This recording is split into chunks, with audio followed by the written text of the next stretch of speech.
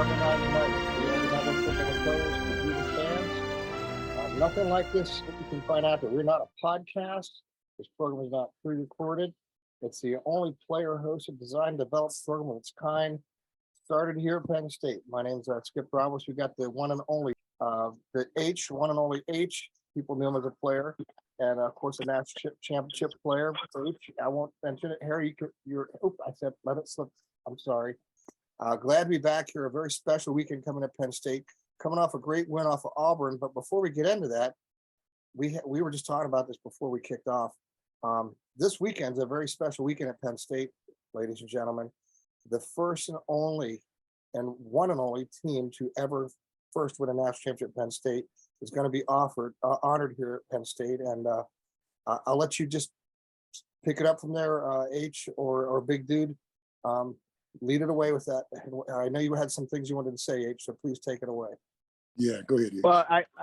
Well, what happened was, as this thing developed and whatnot, and I did reply, two things. One, my brother Lance, who was also on that team, is coming up for that game, and they bring us out to the field and recognize us, which I think is a good thing. And then just here within the last 24, 48 hours, got an email that actually said that I was going to be the honorary captain.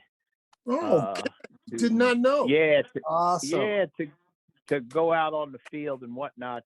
Congrats! I don't buddy. know about that. Hey, listen, I just want you to know. I said if they can't refer to me as H, and if they can't be sensitive enough to that whole aspect, then count me out, kind of thing. But I didn't actually have to say that. I just said basically that I went by H, and respectfully, to my pleasant surprise, was I guess the youth that has taken over at Penn State was receptive and open to that.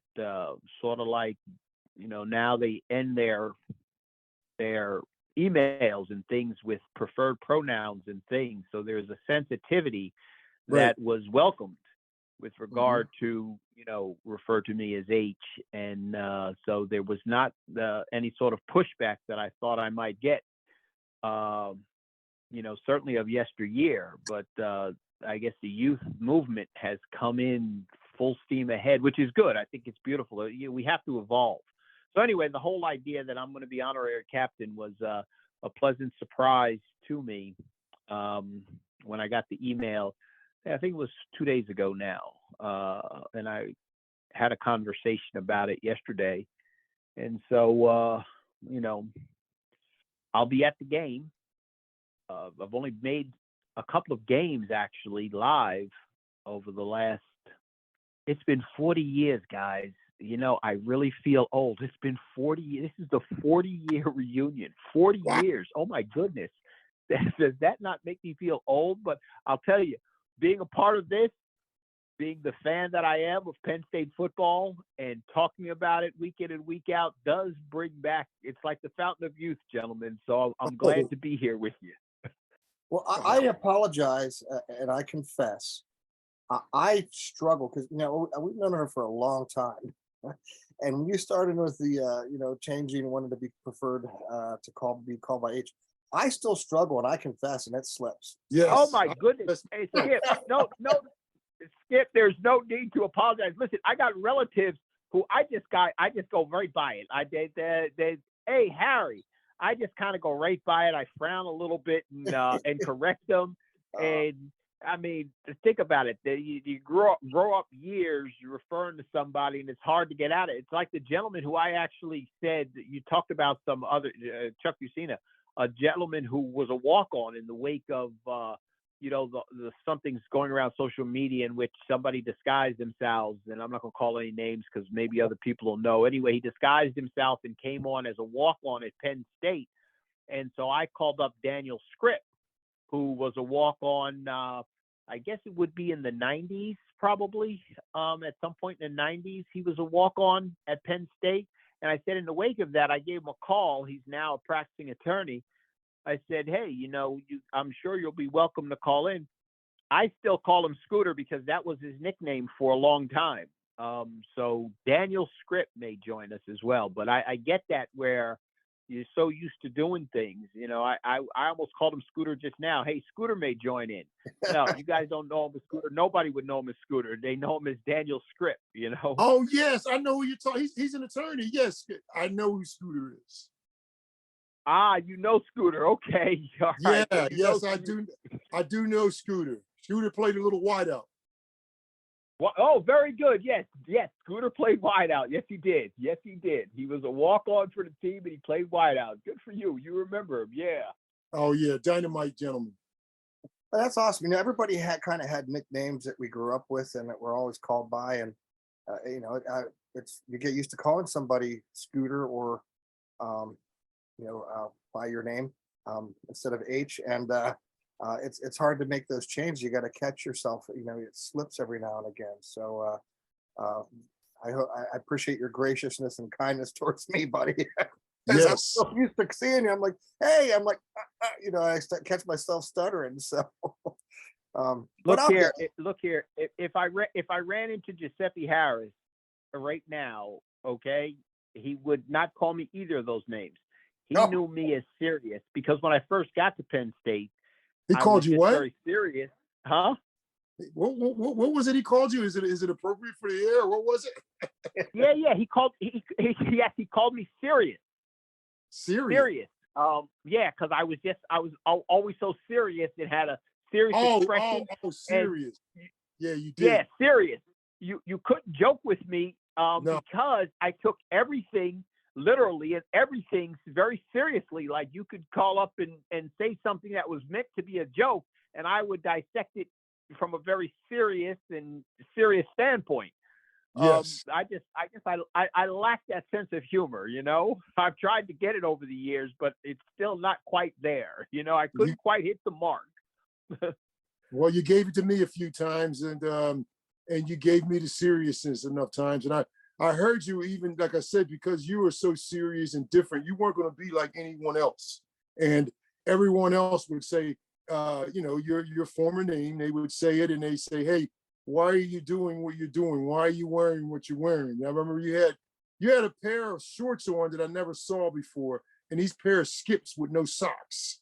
And I don't know where it was from. It was like, and you seemed like you were like an older type of man. And then somebody said, what are you doing dressed like that for? And you said, well, you said, it's very simple. I choose to be different. I said, okay. I was like, that's one guy I'm not going to mess with. I've seen him on TV, but I never talked to him. And I was like, I guess I won't be talking to him anytime soon. No, but that just great to watch that game. We were all somewhere. In fact, that was the night I was hiding from my cousins. I have to admit it. I was hiding from my cousins one night. I didn't feel like being around when we had company, just so I wouldn't miss the game, because I have a family that talks over the TV. That's all they did, and there's no way I would have seen that game, so I hid somewhere to watch that game. Yeah, isn't it interesting how events like this stand out in your life? And even as we do this program, I look back even to where before I came to Penn State, I knew you grow up knowing the sport, watching the people, the players, and then you get to be around it, and these games stick out in your mind. Remember the Nebraska game we talked about last week, the Nebraska game, that scooping catch that, if today I had replay, we wonder whether it'd been good or not. Kurt Bowman. Yeah, exactly. Yeah. And I remember the guys like Skeeter Nichols running balls back and John Williams running back, and, these other players. I remember when Chuck Ducey was playing out, I'm still a kid in high school. I remember when Blackledge was with you, H, and meeting him at a youth event at a church here in town, and it's and as you kind of grow up along, these things kind of trigger your memory like that of those games that just stand out in your mind like that, and we all kind of know where we were at, what we're doing when these games took place. Yours, H, and I'm sure with ours, Stefan. These kind of trigger at you. If you I don't know if it happens with you guys or not, but I walk outside, on a day like today, it's a little cooler, a little more crisp in the fall, and the wind's blowing. I'm like, okay, no, and you see yourself there. You remember, it takes you back right to where you were at practice at that time. Mm-hmm. Yeah, very much a deja vu for sure. You're so right. You're so right. And the smell in the air, it kind of Yeah. like it just, it's. I say it all the time when I'm in the Northeast, and this is football weather. You feel that, and you feel that briskness in the air, and it's like football, and it just brings back a flood of memories. So even talking about names just now, I don't mean to just say that he called me serious. I mean, he was like a mentor to me, Giuseppe. When I got here, took me under his wing, and he and Grover Edwards, we were all playing the corner position at the time. Yeah, believe it or not, I did start off as a corner here at Penn State. Actually, I started off as a running back, and then they switched me to corner real fast. And so yeah, he was like a mentor, took me under his wing, and guided me through in those early times. And it was actually not so much I remember him for the nickname that he gave me, because it was to me it was a compliment, and it was more the fact that because I was serious about what I was doing, he almost made sure that I stayed on the path that I had chosen, and that I really respected and appreciated, because he was actually my host during my visit at Penn State. So of all the memories that I have, so those memories kind of stand out. I've lost a lot more, but those early on, and like you say, when you walk out and you just feel the briskness of the weather and the change in the temperature, it's like football season's here, and you embrace it. So that's why I welcome this. I welcome this opportunity to talk football with you guys, and scratch off the cobwebs that are there. And it gives me, it's like visiting a fountain of youth in a sense. Absolutely. Well, buddy, you're still, What's you're still happening? great. What's You're still happening? do- Central you're still Michigan. doing well, man. This is a directional team. Hey, you're not anywhere over the hill at all, buddy. You're doing great, man. I mean, you're still like it's almost like you still walk out in that field and put a hit on somebody. So don't Yeah. consider yourself being over the hill, buddy. You're doing Well, good. Thanks, Skip. Appreciate that. Yeah. Yeah, you still look like you go out there and just deliver some punishment. And if not, you look I, like I, the I guy want who I want just- the listening I want the listening audience to hear that. They definitely got to hear that. Say that again, Skip. Can you repeat that again? Okay, you still look like a guy could go out there and put a hurt on somebody. You're kind of look like that coach who just finished in the league, who could go out there and coach and show these guys, here's how you hit somebody. So you're doing well, buddy. 40 years later, you're still doing good, man. Yeah. Hey, Skip. When you run for office, come get me. I'm your campaign manager, okay? Because you definitely know how to lay it.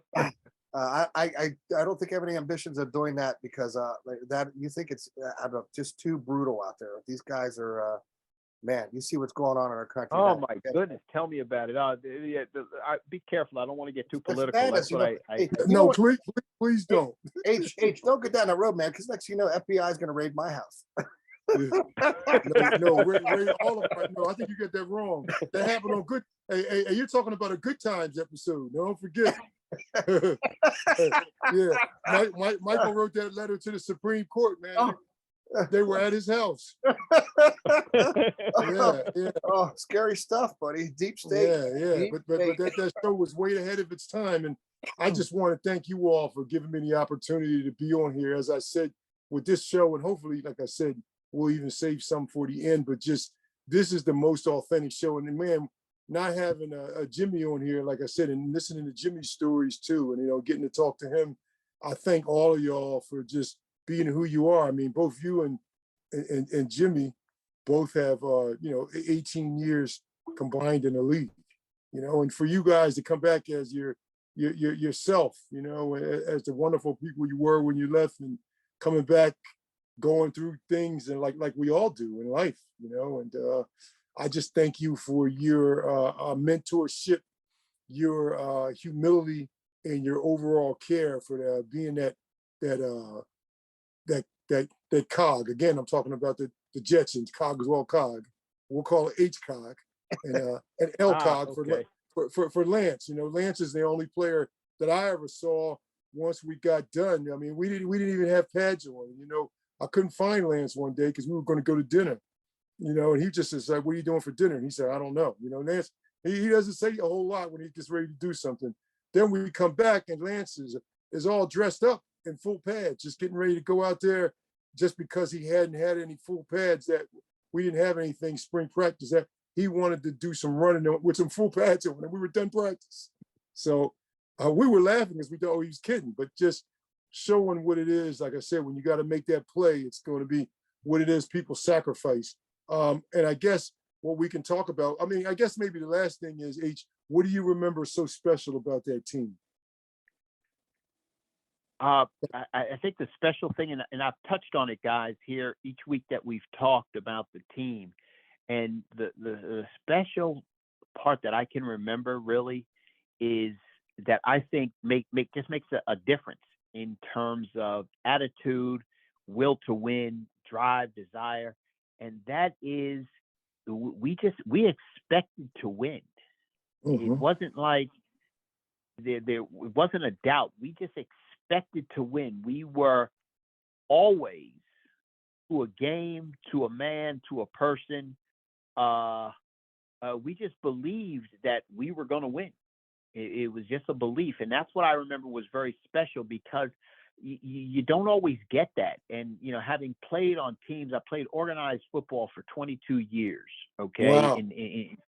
22 years, and just the expectation to a person, to a position, that we're going to win. Like, we are going to win. It was something more than we can win. It was more like we will win, an attitude. And I really didn't get that on the other teams that I played. And, I had a chance to play with the New York Jets. I had a chance to play with the Tampa Bay Buccaneers. And to a man, to a person, you just didn't feel that vibe. In the locker room, in the meeting rooms before, that will was there. When we watch film occasionally without the coaches,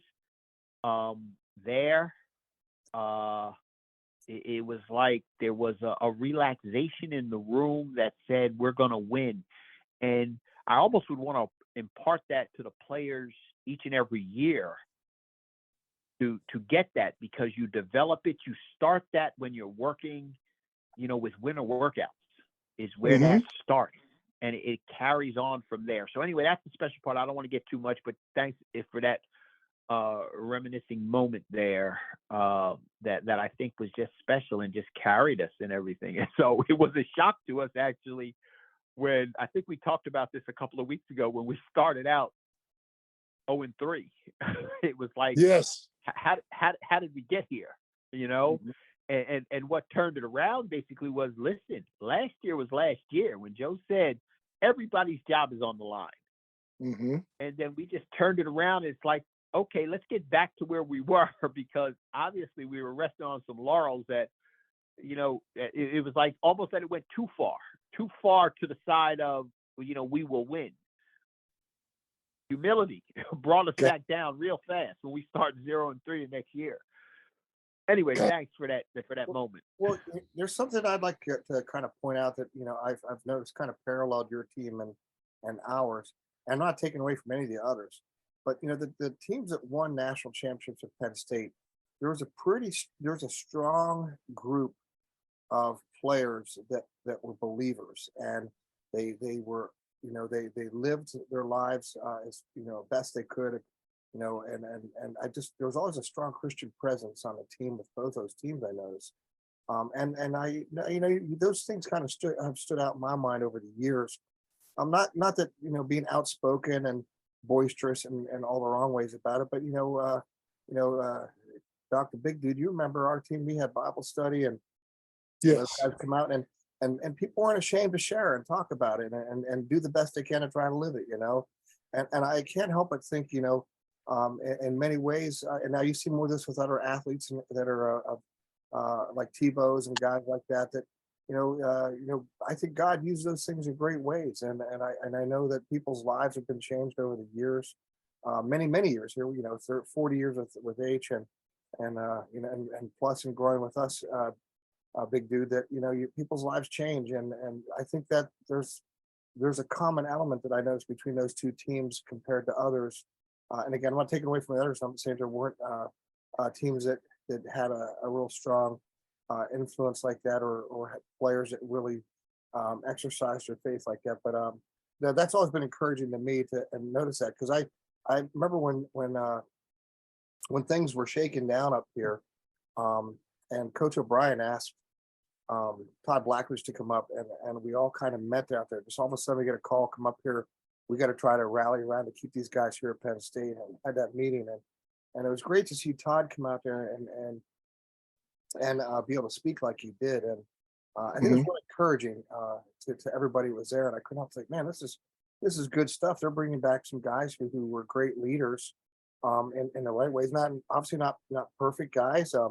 We all grow in our faith, and we maybe were immature and said things we shouldn't have at different times. But great to see how he could encourage these young men to stick through what's happening up here at Penn State and to fight on and press on towards the goal, and to be one of those warriors who kept his battle gear with him and stayed on, and was one of the few that were ready to stick through and fight to the end. It was great to see that happen. And there's just some things I noticed like that with our teams that I think are important, and I'm sure that's hopefully going on again here today. Mm-hmm. For sure. And Todd used to come back for the Bible studies. There's a guy that was in the league, and he would come back periodically for the Bible study. Actually, more probably often than less. And he always came back and spoke to us. So anyway, like I said, I just thank you all for everything, and honoring that first team ever. To be on that first team ever, and then we were skipped on the second team ever, and that'll be another discussion. What it was like to be on the team that won the championship in 1986, in the 100th year of Penn State football. I mean, that whoever thought it would end that way. And, I thank you all for all your different things. Now, can we talk about this team? Can we talk about Absolutely. Let's talk about this win. Huge win Saturday. How about that? Oh, my goodness. That's certainly not the way any of us picked it that week. No, my goodness. Yeah, I did say Penn State would be scoring a lot of points. I just did not know that things would go that well in a game that's down south. All of us have been to a game that is down south. And, the 86 team had a big win down south at Bryant-Denny Stadium, so it was in Tuscaloosa, down in Tuscaloosa in 85, 86, I should say. 23-3, nobody picked us as well. People were walking past us. I guess they didn't realize our size, and you could hear them saying, they'll walk next to Danny Morgan. I'm 6'7", and Danny's 6'6", and Stan Clayton's a pretty big guy too. He's like 6'3" at the time, maybe about 280, and they saw us all walking together. And I still remember the lady stopped and had a big A on her chest, big Alabama shirt on, and she stopped and she said, "Oh my God, roll Tide, roll." Oh, Tide did not roll. Yeah. Well, that I knew you would stick that in there, but I'm just quoting what she was saying. I think basically, she like they're going to be in trouble, and I think we had an idea that we're going to be in trouble. 23-3, and again, this team 41-12 on their own field, and we can say that this isn't the best Auburn team ever, but then the team was pretty solid walking into Happy Valley last year when we beat them 28-20. And we probably should have won by more than that, left them in the game. But let's just look at a few things real quick, because I know that we're strapped for time after about 20 minutes. So if we can do this in like 20, that would be great. Sure. Penn State gave up no sacks, their offensive line. That is they said, who's the player of the game? Is it Singleton? To my mind, no. Is it Allen? No. And it's not just because I was an offensive lineman. Penn State's offensive line, the 7 or 10 or so that they use 7 on a regular basis. Hefner, number 72, being a wild card, being an extra blocker, also coming in and switching with the tackles. Just Hefner, I think, was an unsung hero, number 72. And as so, we gave up no sacks, and 6.3 yards a carry. Singleton had 10 yards for 10 carries for 124 yards and 2 touchdowns. And the biggest thing is you want to talk about somebody that's tough that and I don't know what everybody says about it. Everybody on every network you had to give Sean Clifford his props. That was one of the biggest hits I've seen in years that he was able to take, he was able to get up from, and he was able to continue to compete, to continue to lead the squad. And I think that got the offensive line going. When you see your quarterback take a shot, and he reminds me a bit of John Schaefer, you know, John didn't have the pinpoint accuracy and all those other things, but when he had to, he did. And in a national championship, John scored a touchdown, you know, running beyond probably, I'd say, one of the best talented defenses in college football. You know, so we have a freshman that had 4 touchdowns between them. Singleton had 2, along with Katron Allen, you know, 124 yards for Singleton, 2 touchdowns and 2 touchdowns for Katron. They combined for 176 yards. Clifford had a rushing touchdown, and Clifford was 14 of 19 for 178 yards. That ought to tell you something. If he only throws the ball for 19 times, that ought to tell you how the running game was going. And the person who I want to pick, you know, and I have no bearing, as H would say, I have no bearing on what the selection is or what the committee does. My number 1 player right now for All-American for the John Mackey Award would be Brenton Strange. And I will say that, and I will stick with it. 6 catches for 80 yards. That's that tight end, huh? Yeah. Number 86. A tremendous blocker, a tremendous receiver, a tremendous athlete.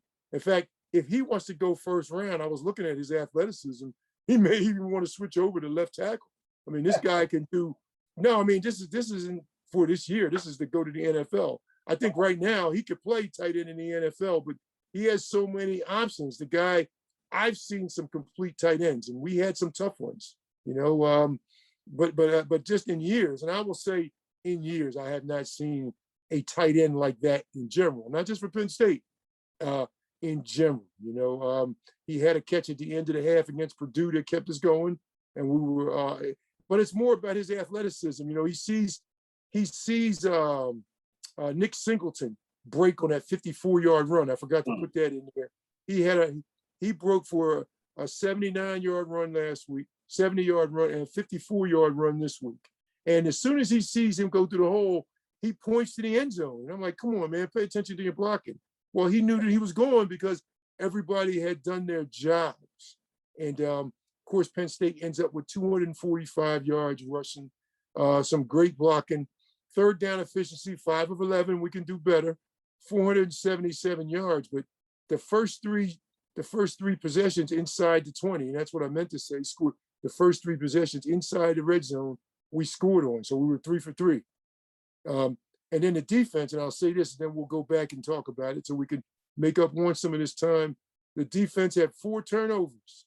They had 4 to 0, you know, 2 interceptions, 2 fumble recoveries, +4. You're +4 on defense, you usually win. You know, 2 forced fumbles, and there were 2 lost fumbles that they had, and they gave up no TDs. And 4th and 15 was the 3rd down efficiency for Auburn. And they knocked their first-string quarterback, who's a big husky guy, 6'7", 250. He doesn't finish the game. Then they bring in a kid that Penn State went to recruit, Robbie Ashford, number 9. Solid guy, not real solid numbers, 10 of 19 for 144 yards and a touchdown and a pick. So 296 yards passing and 119 yards rushing. And now Penn State is up to 14th. And Skip, I think he had, was it a 48-yard field goal by Pinnaker? Yeah, a 22-yard field goal to end. 22. I thought he had a longer one. No, when I'm looking at it, yeah. Oh, he did. He did have a 48-yarder. Yeah, that's the 3rd quarter. Okay. So we seem to get some different things together. The ball went to different people. And the reason I have everybody wonders, if you wonder why I have this hat on, you're like, what's that hat that Big Steph has on? Big dude. MDONs. It stands for Mastodons. It's a semi-pro team that I helped to coach for years, you know. And when we beat people, we smashed them, and we did it old school. Penn State smashed Auburn and did it old school. That reminded me of a team from the early to late 80s, that this Penn State team on Saturday. And I know it doesn't mean everything, but on that Saturday, they chased those fans. That orange out they had.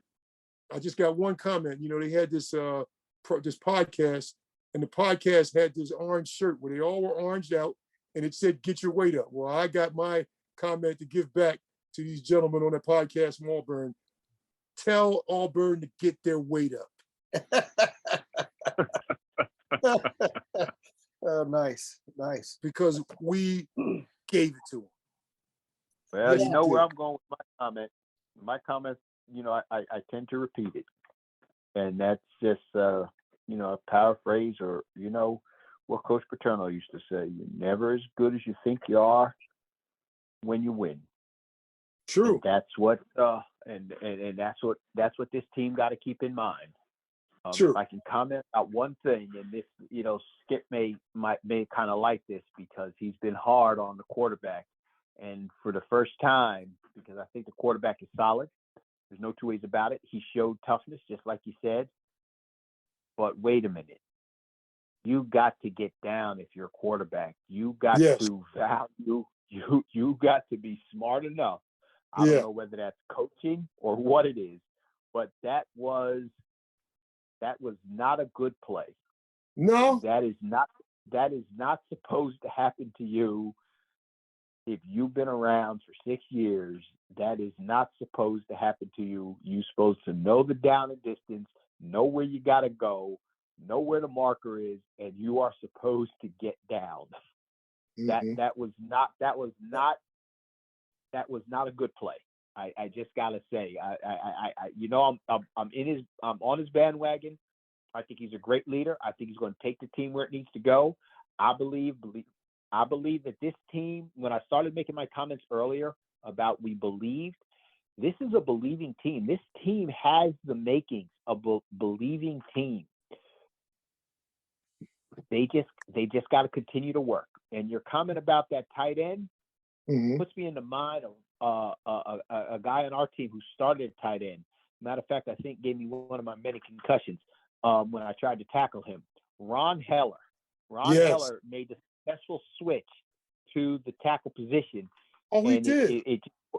It just worked out well for him, you know, down the road in terms of going in the league and everything else. He made a successful switch away from the tight end position. But I think he could have done it at tight end as well. I think he'd have done well as a tight end had he not made the switch. But I heard you mention this guy being able to switch to tackle. I just think he probably would make out better as a tight end based on what I see and based on Coach Franklin's comments about him. But yeah, that kind of versatility that he could move down to tight end as well down to tackle as well puts me in the mind of Ron Heller. That's it. I'm going to pause. I just don't think that was a good play for the quarterback, but I think it was a gutsy call. I don't question the call because there's nothing more humiliating or nothing more to quiet a crowd than to be brazen enough to go for it on fourth down, you know? So anyway. Well, Hitch, I appreciate what you said there. You know, when I saw that play, I was actually surprised they did not put him into concussion protocol, because when I saw the hit, you know, we've seen guys take that type of hit at practice, and immediately, you know, back in our day, they break the smelling salts and they say, okay, how many fingers I got up, you know? Right. That's right. And I was thinking, okay. And I noticed they did not want to put him in that. So maybe he wasn't showing any signs, but I think he could almost he had a flashback earlier in the week when he got that hit. So he got knocked back, and you know, you're right, H. That many years, you shouldn't be ready and prepared and know better to do that, because you know what Joe would be doing. You know, you're out of your mind.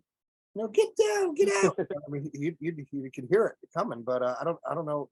We don't get the Coach Franklin comments. But I'm sure. Yeah, that- we're not there. We have to be there or talk to somebody who, when Coach Franklin gets mad, how does he conduct himself? How does he carry himself when he sees something I've heard him. from the other side of the field? Yeah, I've been at practice several times, and I've heard him go off on some guys. Some of those things are not appropriate for on air. But yeah, he knows how to get in some guys. But it's a different ball game, guys. It's a different way of doing things for sure. I just noticed in time of possession, these teams are pretty well matched up time of possession. And Yeah, I think it was 30 and 29, right? yeah, and Auburn actually had more first downs than we did. Sure. It's like you said, H. It's great to have a nice win like this, but you're right. You can't let it get to your head because you got to take a step back and look at the teams and put it in perspective. Hey, it's a great win, nice win, way to play, a way to try to get more guys in and rotate people around. But it's like you say, H. Look at Auburn, how they played the week before, how they played last year.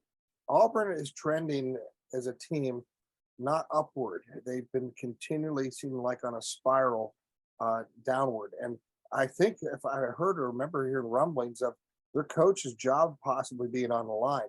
Yeah. It's been on the line. Brian, I forgot Brian's last name, but you could hear it from their folks. And that's what I'm saying. If you all get a chance to listen to YouTube is one of my best friends these days, man. For a lot of, but them mixing in with Blue and White Illustrated with T. Frank, that's his name. T. Frank is pretty popular.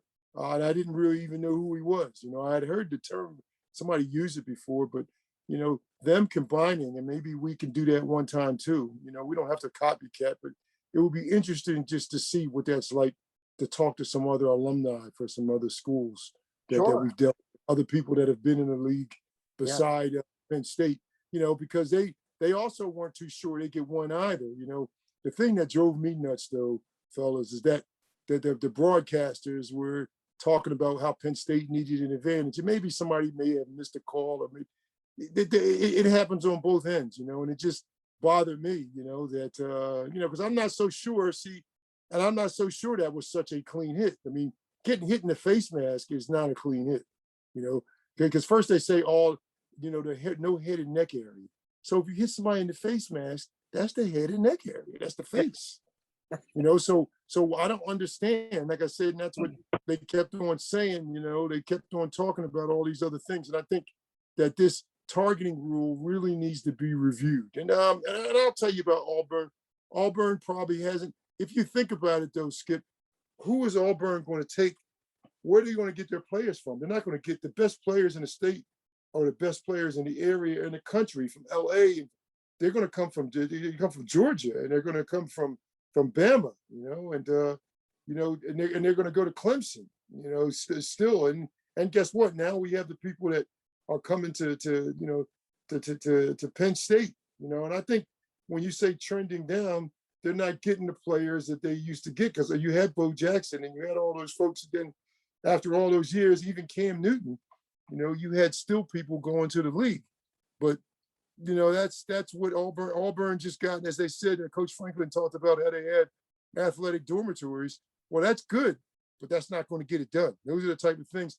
And we talk about that in schools. We talk about that in churches. That's what one of the brothers said at church. He said, I'm not going to be taken back by any gimmicks here. There's only so many gimmicks you're going to use. And that's where I'll stick with Coach Franklin, from him not necessarily changing his recruiting strategy, but understanding what the recruiting strategies are. So I think this is why their coach may have to go, because you got to go get that kid from Pennsylvania. See, before, those are the people I didn't get letters from. I don't know about either you or H. I didn't get any letters from Alabama. I got letters from Georgia Tech and places like that. I didn't get anything from Bama. I didn't get anything from, I think, Virginia, but not Georgia. Yeah. They were going to stick pretty much with everybody's own down there. But I must say, though, here's all I'm saying is, I'm not saying that they're the greatest team since sliced bread. What I'm saying is look at the situation. This is probably only the second big wins Penn State has had on the road. And let's look at this record. This is not on our script as well. Coach Franklin on the road is before the last game on the road itself was 19-18. 19-18 on the road.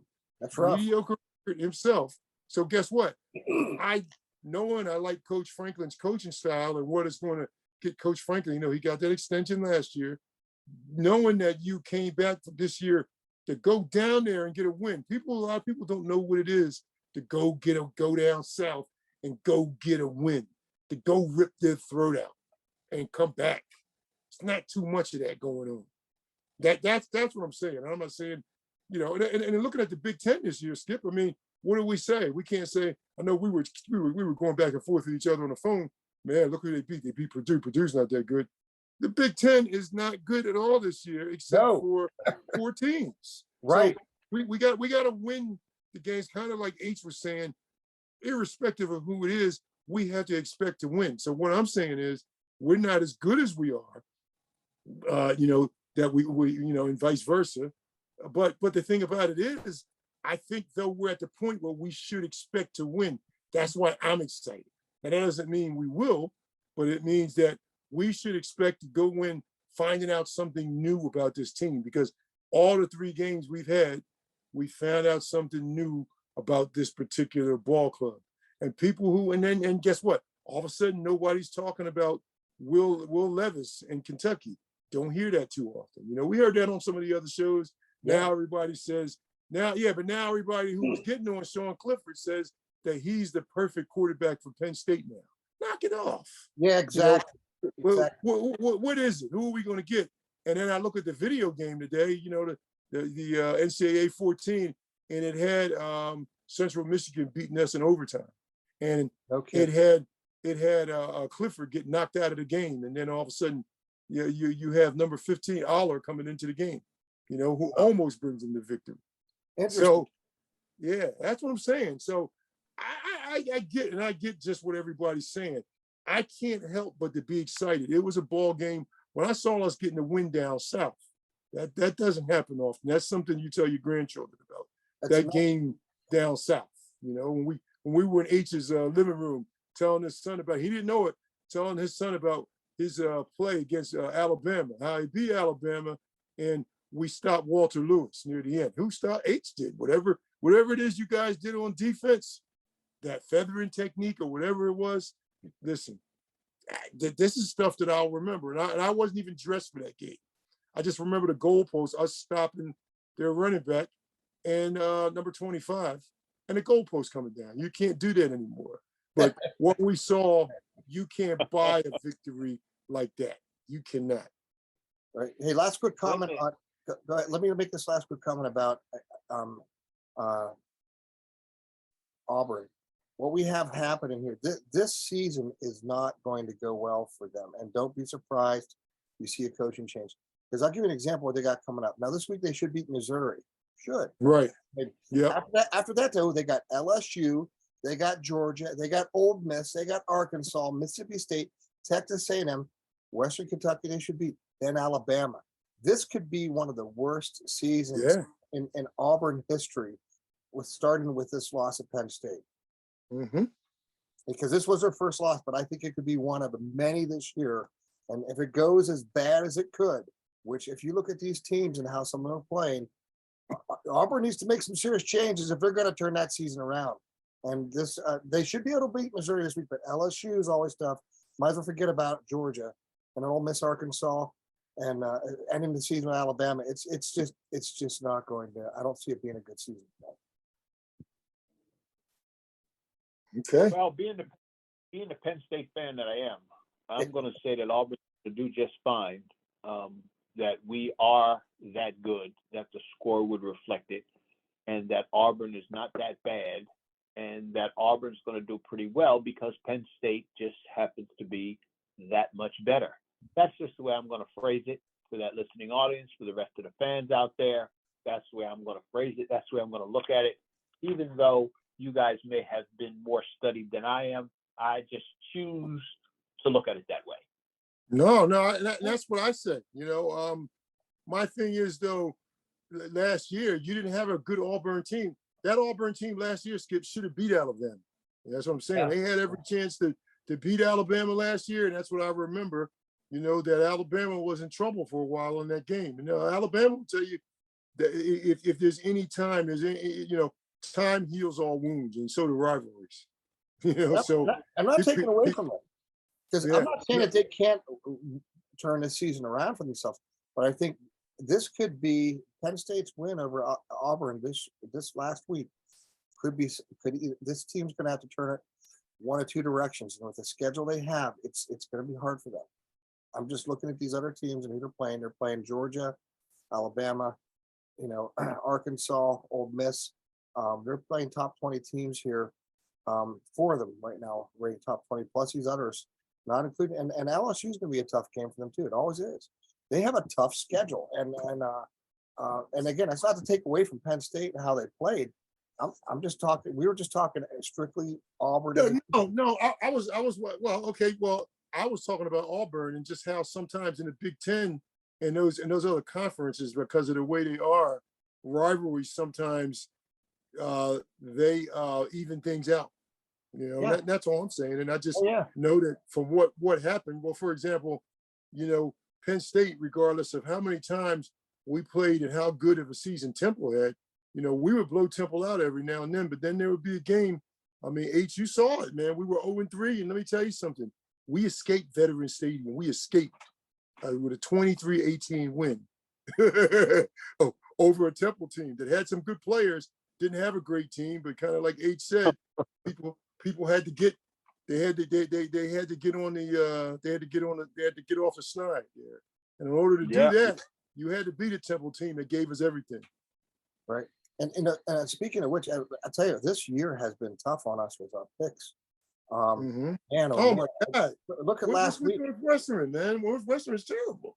Yeah, I'm not getting it now. Looking back at last week, we got Michigan right over UConn.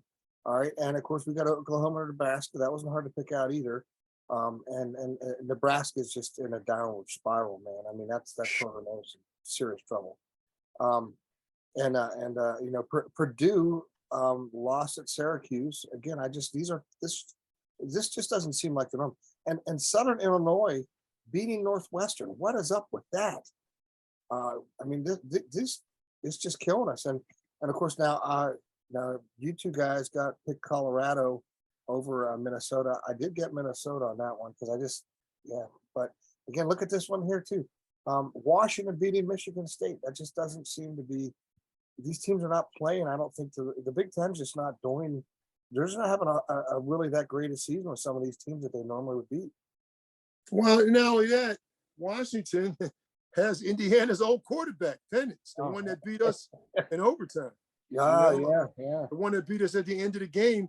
And he's a starting quarterback for Washington, but didn't even look like the same guy. So sometimes that's what's different. And we talked about that. There's a person that was refreshed by a system. Washington has got the TV exposure, although Indiana's exposure wasn't bad. And I was surprised that this guy ended up leaving Indiana, unless he just didn't think he had something else to prove. But boy, Washington gave it to him. I mean, they gave it to him too. They did. I watched that. I was just so surprised about that game. And again, the shocker to me was Northwestern and Southern Illinois. That I just could not understand how they could play that poorly to lose like that. But that's Big Ten football. Yeah. So are we up to anything else with Auburn? I mean, because Auburn, we just kicked their butt, and we'll leave it at that. And I think H made the statement, and you too, Skip, that we have to look what's going on down the road. Anything with Central Michigan? Obviously, Central Michigan always has some great athletes and a tough team to beat on. I really didn't study Central Michigan other than their usual selves.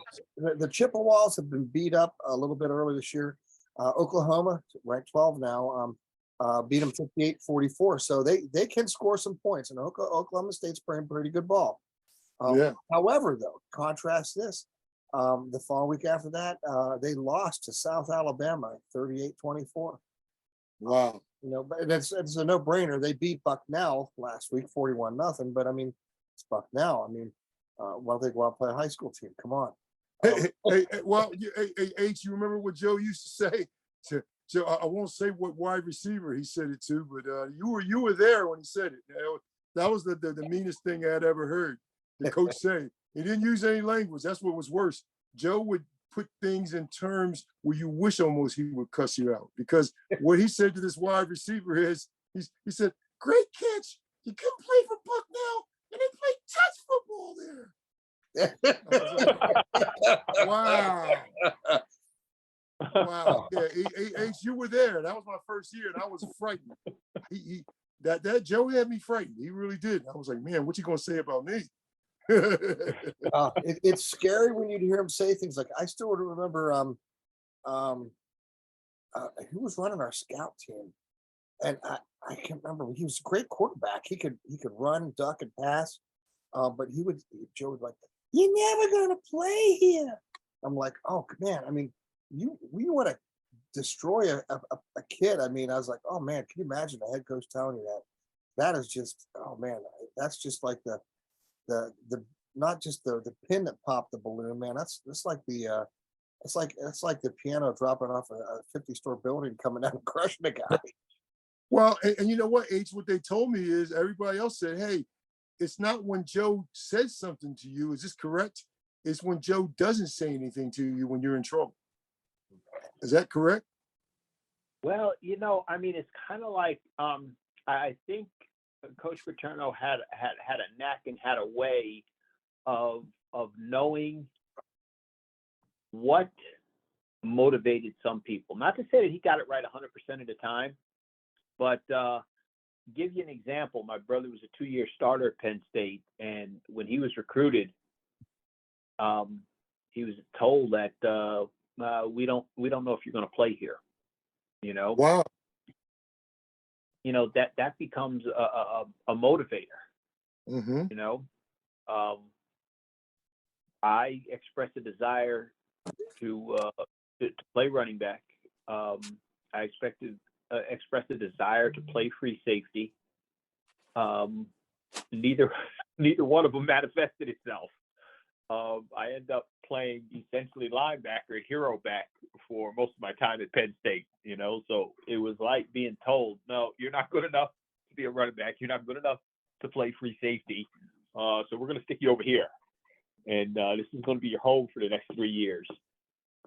That's the way it turned out. And, so, it's a way of motivating people. Maybe, getting turned down from the positions I desired was a way of motivating me to do what needed to be done.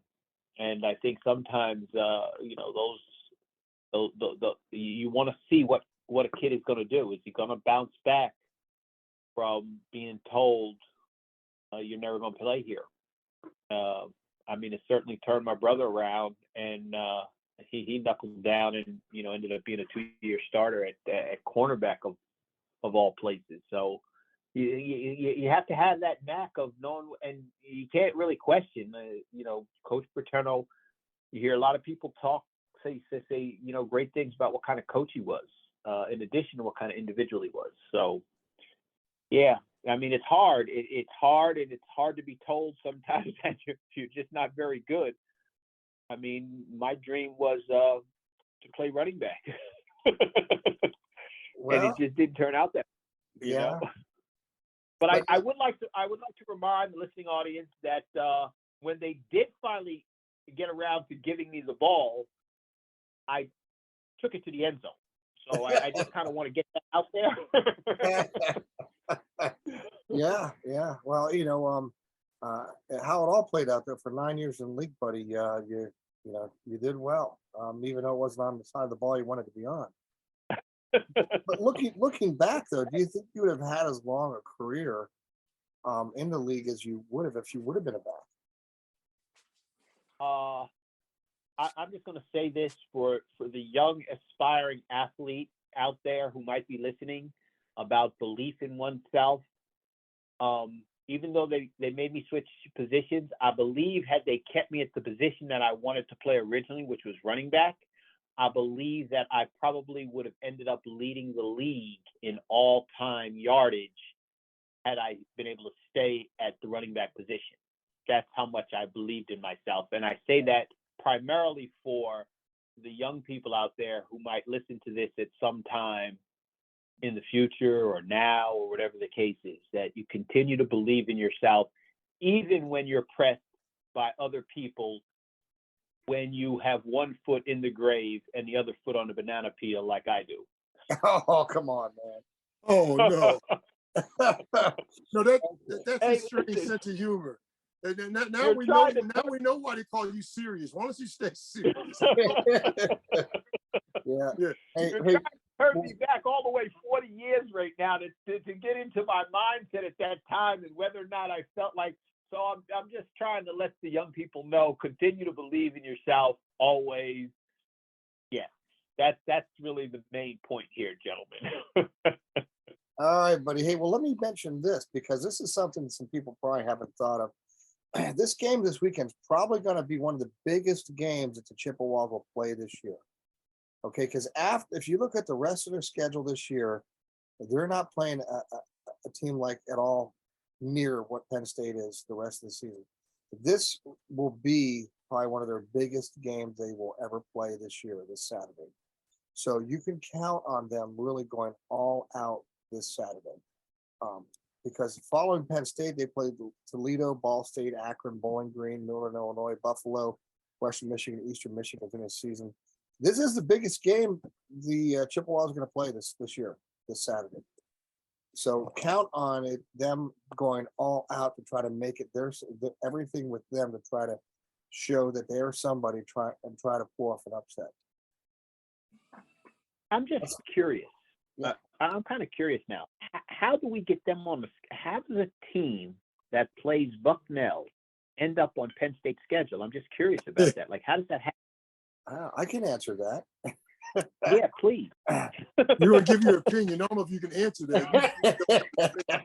My opinion is, and I think we have had some bad leadership in the athletic department that causes teams like this to come on our schedule. I mean, I personally think, and I know the fans would love this, and that we need to get back, and in regards to the Big Ten schedule, which is going to continue to get tougher if we keep adding USC, UCLA, and these other schools, possibly Washington.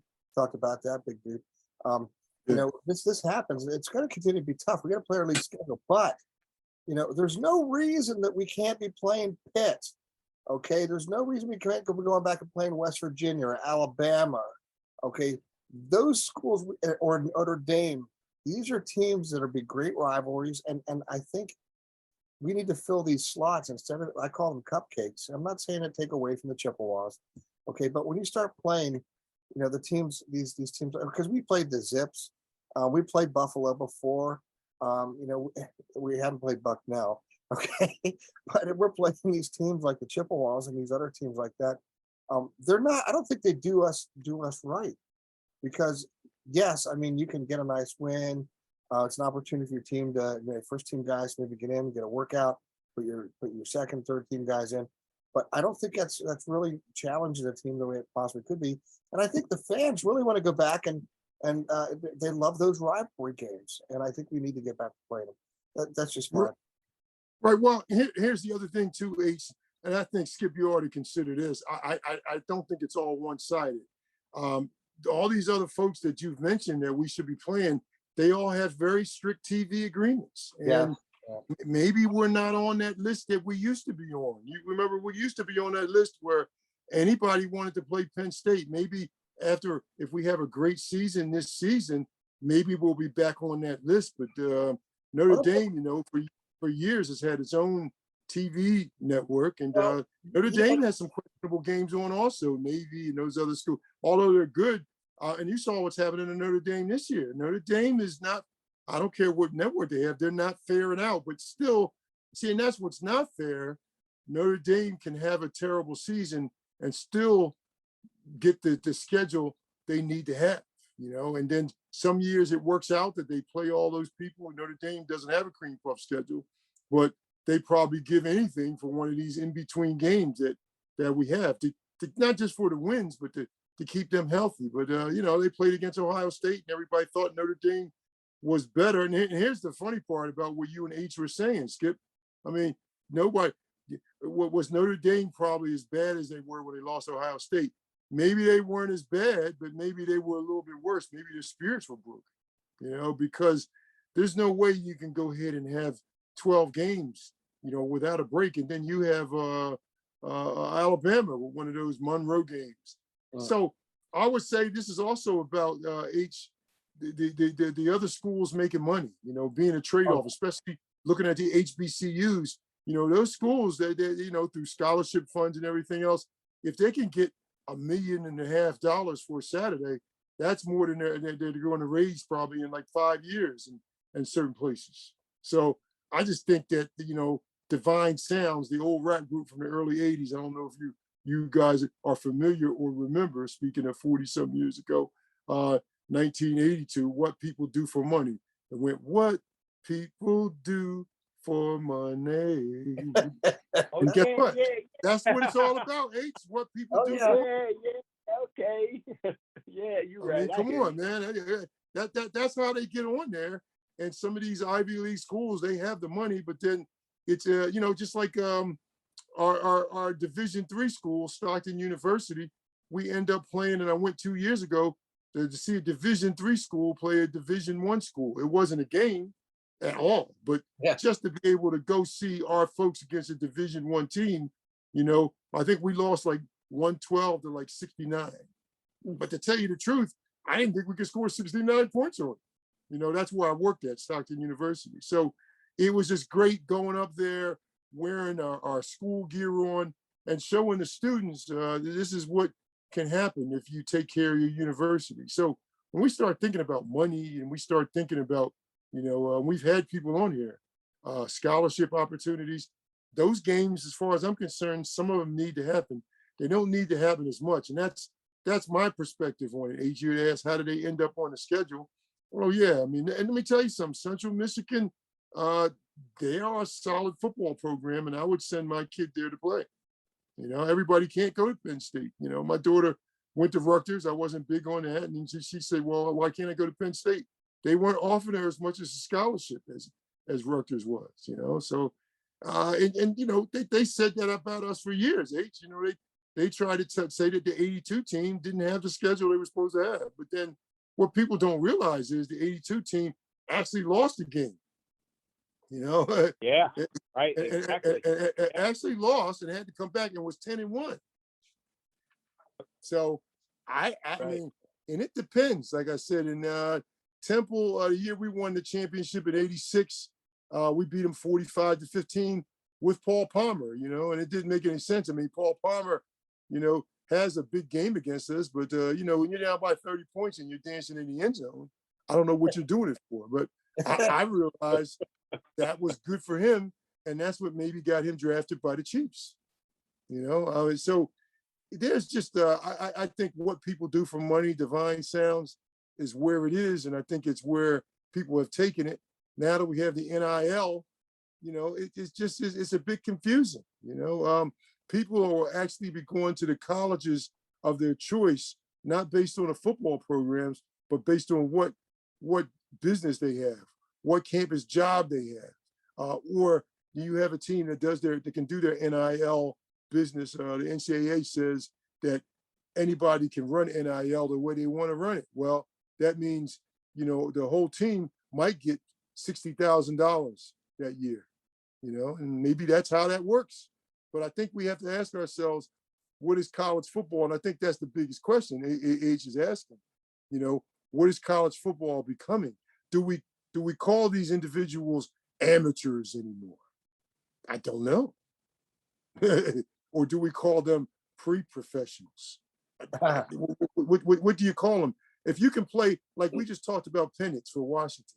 If the guy goes to Indiana, he beats Penn State 2 years ago in a game, and now he's on Washington and they win their game. It's like, what do? You go to the next year. Then, and here's the great part about it: more people are going to grad school, more people are going to law school.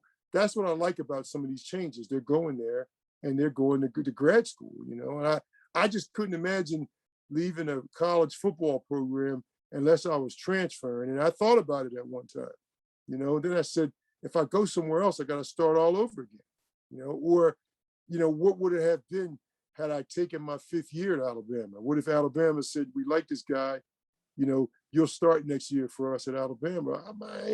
After winning the national championship, not playing in the game, that's what was different about us. We won the ring, but gosh, I didn't get a single look on myself jumping up and down on the sideline. I said, man, should I have been jumping up and down on the sideline and that next jump should it have been to Alabama? Or would I be on the Canes next year playing with Greg Ricosi, people like that, who's from Jersey, who ended up playing for the Browns? He ended up playing center for the Browns, but you have your guys that have a chance to do certain things. That's how they get on their schedule too. We don't know who's recruiting people. There might be a kid that we're trying to get from Central Michigan that could be the starting linebacker next year. Well, let me touch on this quick. I'm looking at future schedules here. I mean, again, I don't know why they're scheduling this, but 2024, Penn State's going to be playing Kent State, 2026 Marshall, and 2026 San Jose State. I mean, all I can say is, like the ESPN, come on, man. I mean, NFL, which is it? Come on, man. I mean, let's get. Hey, Auburn plays San Jose State, and they're from one of the greatest conferences ever. See, this is what I'm saying. Those other we have to be working kind of what's the word? The conferences in college football. Let me use an academic word here. I'm not trying to show anybody up, but they have a symbiotic relationship.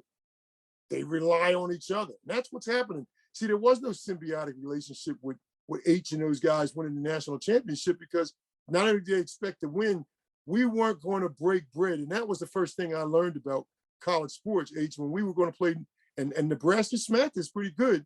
But I don't know if you remember, we had the opening dinner for that kickoff classic. And guess what we did? We walked right in and we didn't sit down and talk to Nebraska. We walked in and ate and didn't talk to them. Miami didn't act right the year we won the championship. Jerome Brown said that it was a terrible joke. I won't repeat it. If we're in war with somebody, let me just say it this way. So I won't repeat it. I remember. Did Japan sit down and talk? Skip. Go ahead. We'll skip that. We know what he said. Okay. but here's John Bruno gave the best response. Right. Well, he did. But here's the thing. They didn't have the symbiotic relationship then, and nobody cared. Yeah. Except who's going to win the game. The victors go to spoil. Now it's like we're involved with championship games. Now you got presidents of universities, and you didn't have everybody that was a president, that was on top of all the money and athletics never have reported to presidents. Now they do.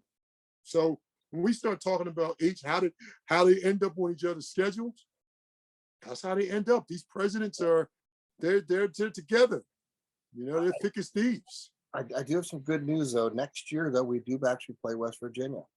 So, but again, we picked up Delaware and UMass. So oh wow! I see, and I don't like that. Yeah, I know. And then 2024, Bowling Green, Kent State. I just don't get this. And then 2025, Nevada, Villanova. I'm like, come on, man. And then 26, Marshall and San Jose State. I'm like, yeah, Marshall's not bad. No, I'm not taking away from any of those schools, but I'm just saying, you want to, if Penn State's about the money and you're talking about NIL and all this other stuff, play the Alabama, man. Stick with the West Virginia. Go back and do the Notre Dame. Let's get back to those games, those rivalries that we had that were great back in the day. Fill that schedule with those games. They want to sell tickets. They'll get people in the stands for those games. Not going to get people in the stands when you're playing teams like Villanova and Nevada and Kent State and Bowling Green and UMass. Delaware. Come on. You want to sell out the crowds. Bring in Alabama. Bring in the Notre Dame, West Virginia. Let's bring back those games like that where we played and West Virginia. Those games filled stadiums. Well, it sounds like we can just sum it up quite simply. A bit cliche, but sounds like follow the money. Yeah. Yeah, There you go. There you go. yeah. To me, that's what ends it for me. I mean, I think it starts and begins there, and with NIL, and unfortunately starts there. I mean, people are going to say, "Well, you wanted college athletes to be paid," but we want a Well, sense of the system. I'm gonna jump right in here on that and get political for a second because and There's no maybe way you can do that in the second H. Not you. Well, hold on. Here's what I'm gonna say. Here I'm gonna try to do it in a second because I'm gonna bring us right back to where we started. Okay. If you're gonna bring us back here for the 40th reunion, you should at least comp us some tickets, right? Okay. Right. Yeah. That kind of right there, I agree. I mean, instead we got to pay for our tickets. Like something's wrong there, I think. Yeah. From the NIL standpoint, from the follow the money standpoint, from all those things. Yeah. And we're talking about the first. We're talking about and listen, we're talking about the first national championship ever at Penn State. And yes, there's some other teams that should have been voted. We all know what happened and what year and what politician voted somebody first. This is the number one team that first won it. And if you can't comp somebody at least 2 tickets, Hello. Hey, let's go beyond that. You have people who have gone on from Penn State that were on that team that have done different things in their lives.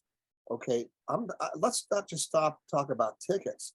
Let's talk about travel. Let's talk about a hotel to stay at. Okay, let's talk Right. about meals. I mean, come on. Okay, I mean we had our last national championship, and Barbara walked out there and she's trying to make sure she shook everybody's hand. And I said right to her, she passed by me. I said, "This is disgrace." They dissed us, and we offered us wings out here on a Friday night at a shack like that, and not to take away from it, I'm thankful for. But I mean, you remember when Joe was here, and Franny was running the Letterman Club and stuff like that. We had a sit down dinner. We got to see the game again with everybody. Pre-game, the Saturday of the reunion, and a real nice tailgate. They actually really tried to show some appreciation. I think they were even offering some rooms and stuff at the Penn Stater and things. Then all of a sudden, change of ADs, change of coaches, and they're like, they kind of forget their roots. Yeah, and listen, I don't want to sound like I'm an angry old man, because I'm not angry. I'm just my thing is, I know what the legacy is, and these are the type of discussions I've had with some of the Lettermen. People don't realize the value of certain things, and I think that's what we have to get back to. I think in our positions of leadership and the things that we've done, not just in the community, but when we start talking about, and I can't make it to every Letterman's thing, because of my health, I can't travel, like I used to. So I think that's what you're saying, Skip. What is it that can you do, especially if you have a person and you're asking a person to be an honorary captain? When we had people like I met, like Wally Triplett and Lydell Mitchell, and I could see it. And Wally Triplett, I mean, seeing him and just seeing those other guys and seeing Lenny Moore. Lenny Moore, he said to me, "Son," he said, "what's going on?" He said, "You don't seem very happy." He said, "Are you not happy about what's going on here, or are you happy?" That's what I needed. I needed somebody that was going to be there. I was having a tough time at work. So we're there because guess what? We've had problems, and we've had our own personal problems, and we lost people. One person whose name I want to call out, that was a big influence on my life, that is not going to be here because of a tragedy, is Kevin Bow. I'll never forget, like I said, Kevin Bow walking up to me and say, "Hey man, big man, you got to go ahead and do what you have to do. It's going to be a tough road for you, but he said, it's up to you how tough you want to make it." And I still remember them, all those guys showing me what Magic Shave was and all that. Magic Shave, Skip, is something that was, if you couldn't shave, it was something that made you better off. It was dangerous because if you left it on your face more than 5 minutes, it would burn your face. But they show you how to shave, show you how to take care of yourself, give you a free haircut. These are the things that people will remember. Like H was saying, that dedication, and it went beyond the field. And if I got a chance to block for a guy like that, I would pancake him. That's the guy I was dreaming of, to pancake. When I saw Mark get hurt in the Alabama game, broken fibula against Alabama in '83. That hurt like that was my big brother. So when we coming back here and they're talking about the '82 team, and I hate to say this, H, I think it's much more than you all getting honored at halftime. I think it's honoring the heart and soul of what it took for the first championship team ever at Penn State.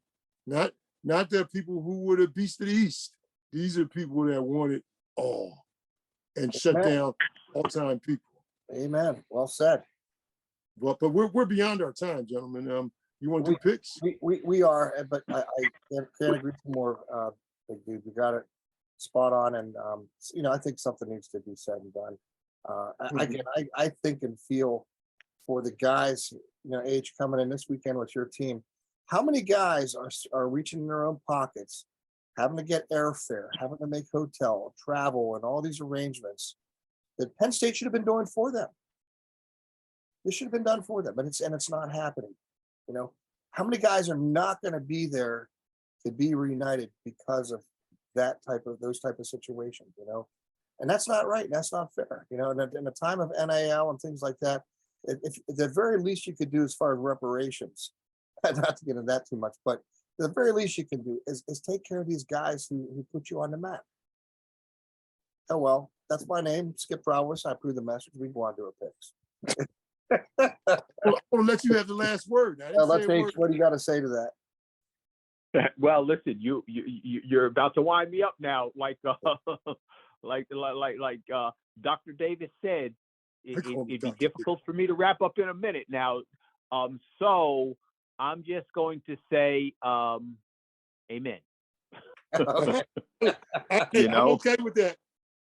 That's right. We're in agreement. We're not. We don't have the same words, but I think generally, and that's not. And just so you know where I'm coming from, I'm just talking in general about people looking at and I think that's what Auburn lost too. But I think programs go down because they don't have the support of these quote unquote older men and people who've done these teams. You're going to need those guys, when they're 45 years old, 50, 60. And it's not about who has money. It's about who are the real leaders. And let me tell you something. And I was going to run for the board for the Letterman thing.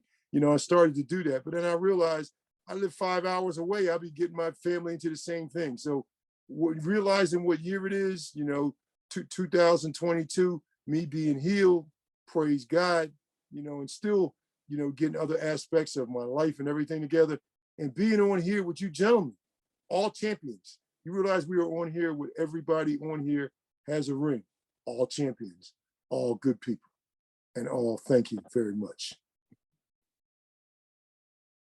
Amen, brother. All right. You're welcome. You're welcome, and I thank you back. Mm-hmm. Well said. All right, let's do some picks here, and we'll call it a week. All right. We have again. I think we're going to be in agreement with a lot of these teams. Chattanooga at Illinois. Illinois. It could be an interesting game, but I think it's kind of being obvious who's going to win. Maryland at Michigan. Well, I think you're right. Interesting game. Maryland will probably make some great athletic plays. Will they win? Sorry. I think Maryland plays a good first half. Yeah. And you hear some buzz coming out. Is Michigan going to be in trouble? Can they hold? No. Not at the big house. Ain't gonna happen. No, the big house. That's a tough one. Always wanted to play there. Yeah. Now, again, I think it could be a flash in the pan at the beginning, but I think it's going to wind up. It could be an interesting game, though. It should be okay. Minnesota and Michigan State. Again, Minnesota coming off of a win and Michigan State coming off that loss. At Michigan. Where is the game? Is it at Sparty? Yeah, it's Sparty's. Yep. Okay. Sparty's. Well, I'm going to say Sparty wins in a close one. Yeah, good game. Should be a good game to watch. Mm-hmm. Yeah. Ours will be going at the same time, but it'll be a good game. Now this one also could be a pretty good game too.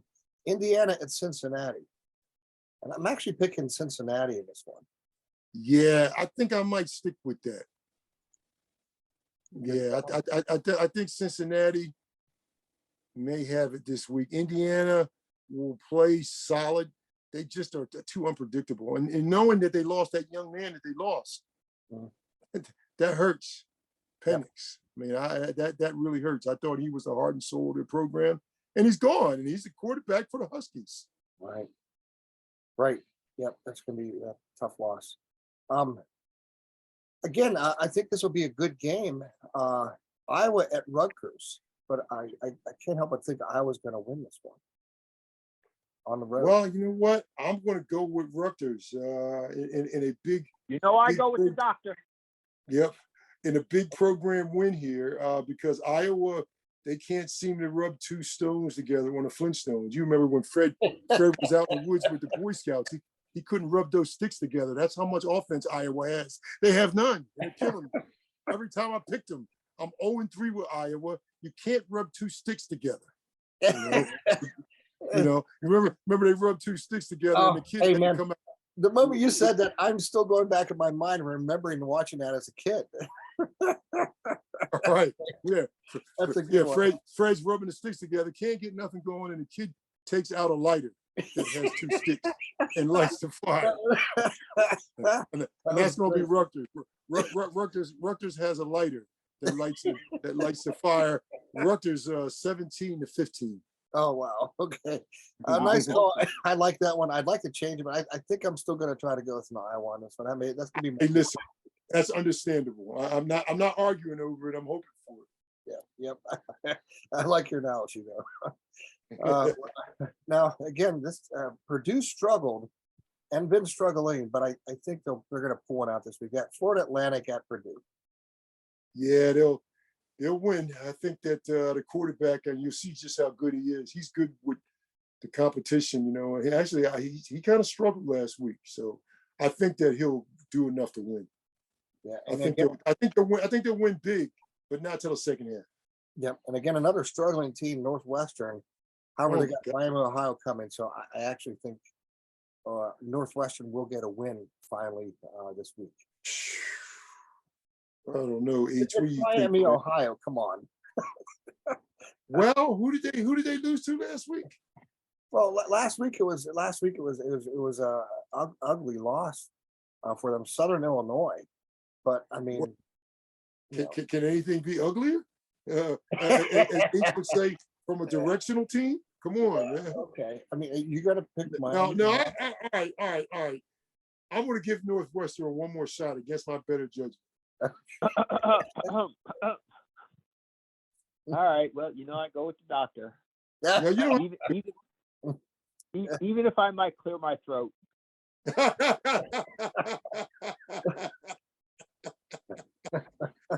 Yeah, I don't think I can hiccup. Okay. Hey, well, we got Central Michigan, Penn State, and I think Central Michigan is going to play Penn State hard. They're going to come out and play from right out of the gate. They're going to play them tough. I don't think they're going to have what it's going to take at the end. I think we all got Penn State picked to win. I'll give my score first, but I think it's going to be closer than what we think. And I'm actually going to change it. I had 24-21. I'm actually going to go. I'm actually going to bump it up to 31 points. 31. What did you say? 20 what? 20 what? I had 24-20, but I'm actually going to bump it up to 31. I'm going to change it 21 to 31 to 24 is what I'm going with. I'm going to stay with 31-21. Okay. And I'm going 41 to 24. Really? Okay. They get a late touch. Wow. Yeah. Dude, we're going to be in good shape. I was going to push it down further. I was going to say 17, 31-17. Well, be interesting. Here's what I think. I'd stick with 17, but something tells me we're going to play a lot of people. That's the only reason they get 24. Yeah. Let me hold on a second. Who do we have after Central Michigan? Got a bye week, right? Yeah, we're off. Oh, okay. Well, I still think that's a reason to get ready for the rest of the season. I would be surprised if we get to subbing out during this one. I don't know that the game is going to be that much in our favor that it's going to really call for a sub out, and I'd be surprised if there is some subbing out. Not Right. so Now, much a I quarterback. don't want to see too much. I agree with you. I really don't want to see too much. I don't know. Everybody on every podcast has got us subbing people by the second quarter. You can't really do that. Oh, I can't see that happening. This is going to be one of the biggest Right. games the Chippewas will play this year.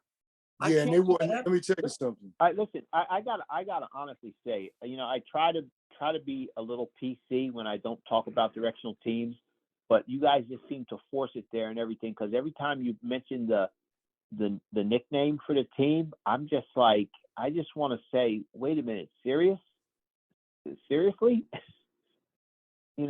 like I just, that nickname, just something about it says that that they shouldn't be in our league. That's all I'm saying. Outside, yeah. Say one more time, H. I'm sorry, I missed that. Oh yeah, I don't know what that interruption was either, but I don't know. I just think something about that nickname.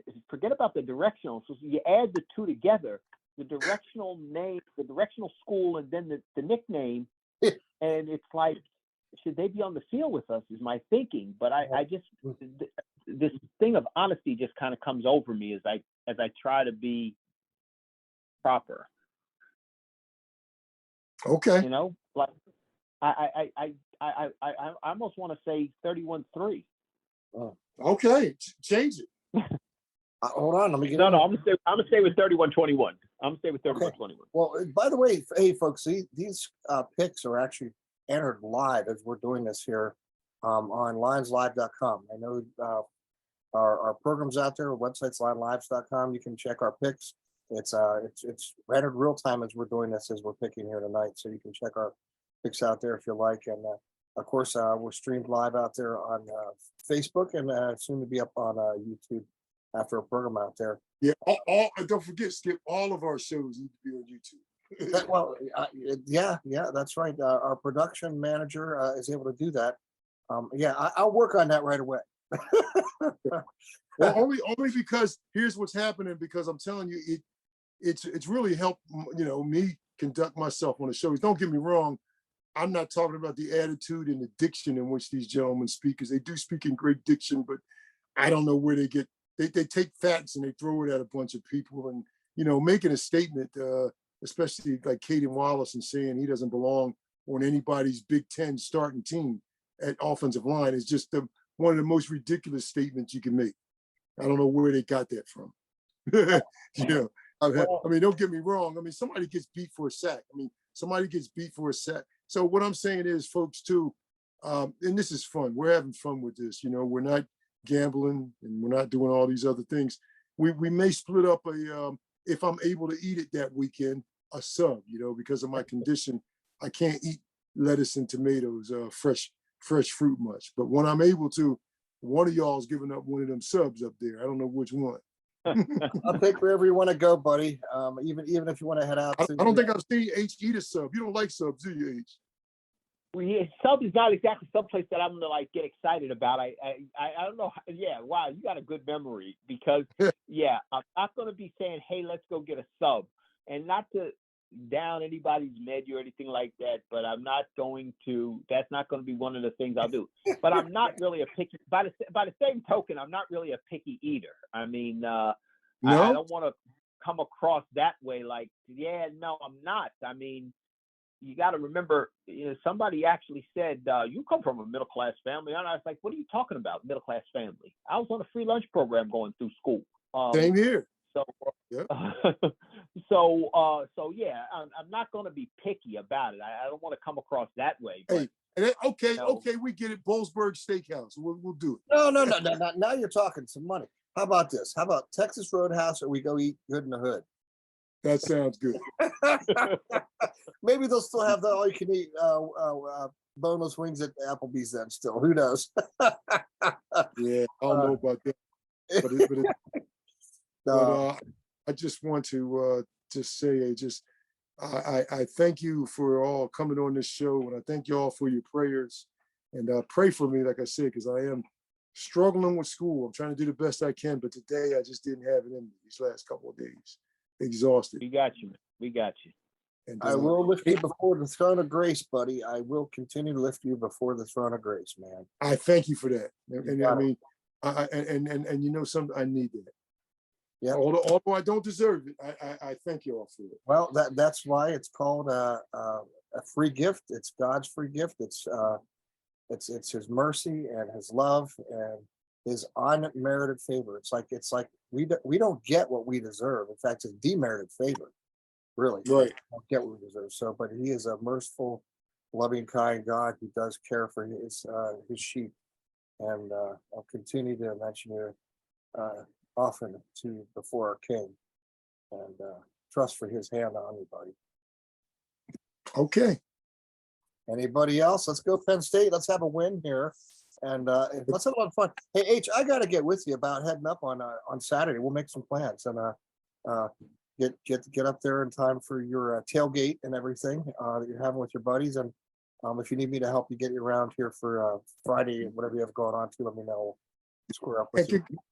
And lastly, congratulations to our wonderful honorary captain, well deserving of so much. And I'm thankful so much for this gentleman. You know, for me getting started. I appreciate that. I appreciate that, guys. I really do. Thanks. I thank you for it, and it's well deserved. And I know you will wear it well. I wish I could be there with you. We are Penn State.